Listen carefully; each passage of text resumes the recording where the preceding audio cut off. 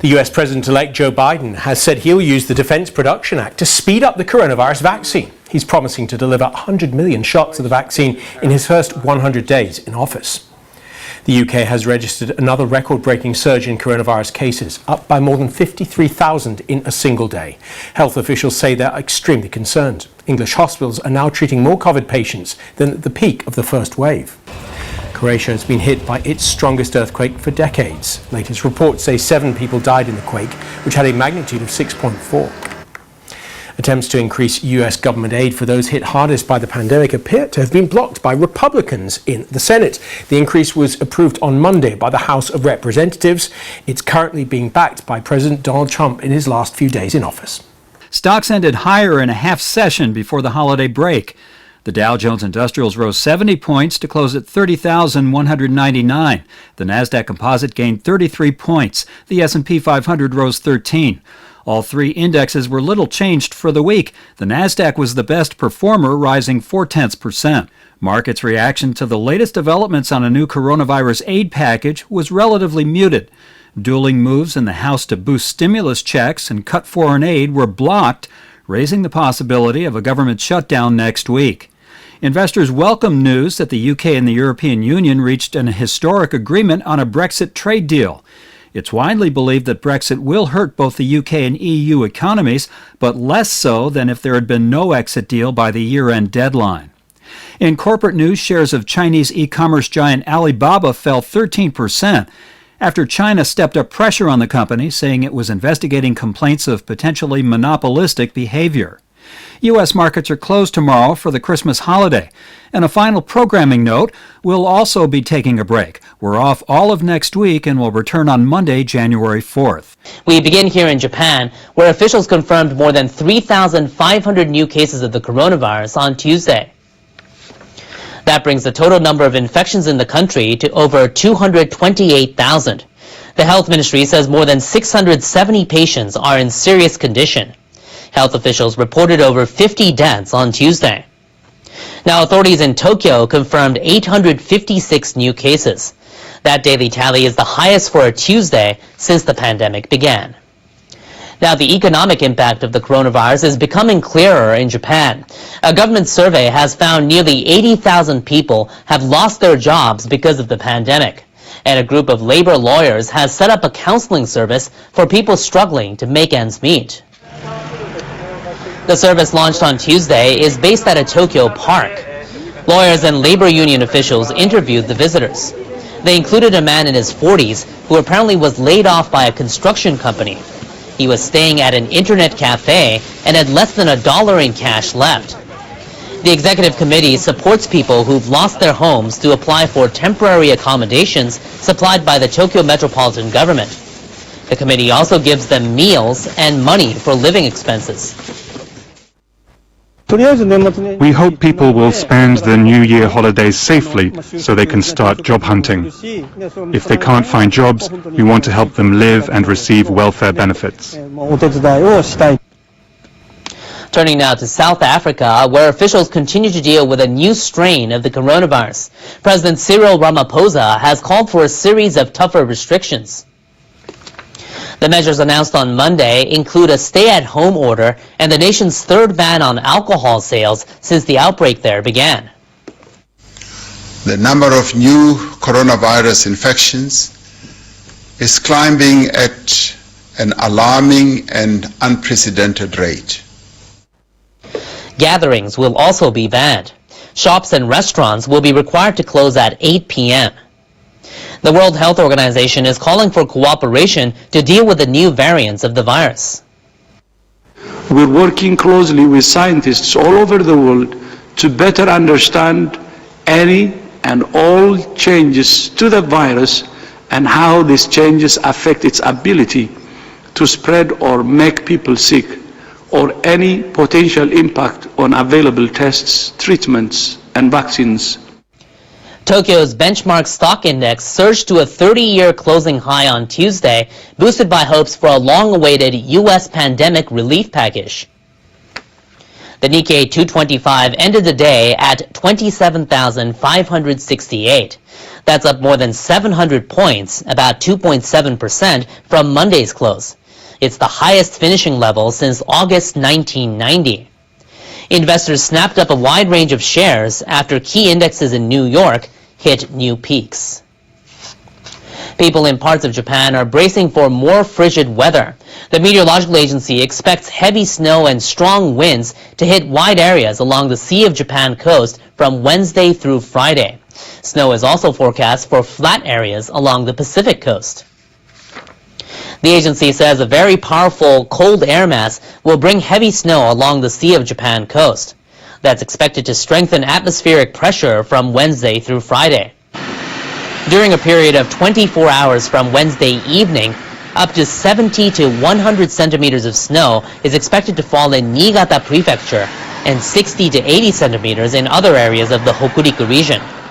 Western Japan is said to have 50 to 70 centimeters of snow.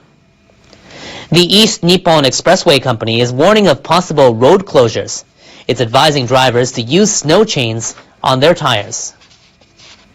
In other news, U.S.-China relations face further stress after Washington enacted a new law about Tibet. The legislation offers support to the Tibetan people when the time comes to choose a successor to their spiritual leader, the Dalai Lama. President Donald Trump signed the bill into law on Sunday. It says Chinese interference in the Dalai Lama's succession would be deemed a serious human rights violation, potentially leading to sanctions. The law also stipulates China will not be allowed to establish any new consulate in the United States until Washington can open its own diplomatic outpost in Tibet's main city, Lhasa. Tibet-related issues touch on China's sovereignty and territorial integrity, and no interference by any external forces will be allowed. We urge the U.S. to stop exploiting relevant issues aimed at interfering in China's internal affairs. Relations between the U.S. and China have soured over issues related to trade and the South China Sea. U.S. President-elect Joe Biden is expected to take a tough stance with Beijing over human rights issues in Hong Kong and the Xinjiang Uyghur Autonomous Region. The United States and Britain have expressed concern over the trial of a group of Hong Kong activists who were caught as they tried to flee to Taiwan. 12 pro-democracy activists were detained by China's Coast Guard in August as they tried to reach Taiwan by boat. They were later charged with being in waters off Guangdong illegally. Several of them were on bail after being arrested or indicted in connection with anti-government protests in Hong Kong. One had been arrested on suspicion of violating the national security law China imposed on the territory. The trial for 10 of them started on Monday in a court in the southern city of Shenzhen, which neighbors Hong Kong. Diplomats from Western countries and Hong Kong journalists visited the court but were not allowed to observe the hearing. The court said it heard opinions from the prosecutors and the defense without revealing further details of the proceedings. Ahead of the trial, the U.S. Embassy in Beijing released a statement calling for the activists to be released. The statement said their so-called crime was to flee tyranny. British Foreign Secretary Dominic Raab said on Monday the activists had been given just 3 days' notice of their trial and have not had access to lawyers of their choosing. He urged China to conduct the trial in a fair and transparent manner. A Saudi court has sentenced a prominent women's rights activist to more than 5 years in prison. Local media reported Lojane al-Hathlu was convicted on Monday with seeking to change the Saudi political system and harming national security. She was arrested in 2018 and later charged under a broad counter-terrorism law. She received a prison sentence of 5 years and 8 months, but some media outlets report a conditional release could follow. Saudi Arabia lifted its ban against women driving in 2018 and loosened certain restrictions. But international human rights groups have voiced concern over women's rights activists who've been reportedly detained by authorities. Archaeologists in southern Italy have unearthed an ancient snack bar that's been buried under ash and pumice for nearly 2,000 years, and they say it's in remarkably good condition. Bright frescoes decorate a counter that served up hot food to hungry passersby in the city of Pompeii. They feature birds and a water nymph. A hen is vividly depicted. The discovery could help shed light on ancient eating habits and the way people lived. Snail and fish remains were found at the site. They're believed to be ingredients for ancient dishes. Pompeii was buried when Mount Vesuvius erupted in AD 79. It's now a UNESCO World Heritage Site. Start here, as we often do, with the latest numbers in the crisis. So we get them from Johns Hopkins University. 81.3 million confirmed cases of coronavirus worldwide, at least 19.3 million right here at home. Now more than 334,000 American lives lost. And Doctor, and rightly so, we talk about numbers, but we need to dig into, get behind the numbers a little bit. We talk about the number of cases, hospitalizations, but there are characteristics about those hospitalized that we need to also pay attention to. Correct, TJ. And there's a new study published in the American Journal of Epidemiology about those hospitalized patients with COVID-19. So let's take a look. First of all, hospitalized patients have about a 1 in 8 chance of dying overall. That's the mortality found in this study. 34% of hospitalized patients do require ICU care. We know that's an issue because ICUs across the country are at or near capacity. About 12% of hospitalized patients required intubation, mechanical ventilation. Black patients in this study more likely to be hospitalized, but not found to be at a higher risk of death. So that is some good news. Okay, so even if you're not hospitalized, maybe you don't need to think that you're totally in the clear. I mean, you're in better shape maybe, but what are the numbers we need to keep in mind? Correct, and I think we need to look at COVID-19 on that spectrum of severity. So for non-hospitalized patients, let's say you get sick with COVID-19, you're looking at a minimum of 10 days off the grid, no work, isolation.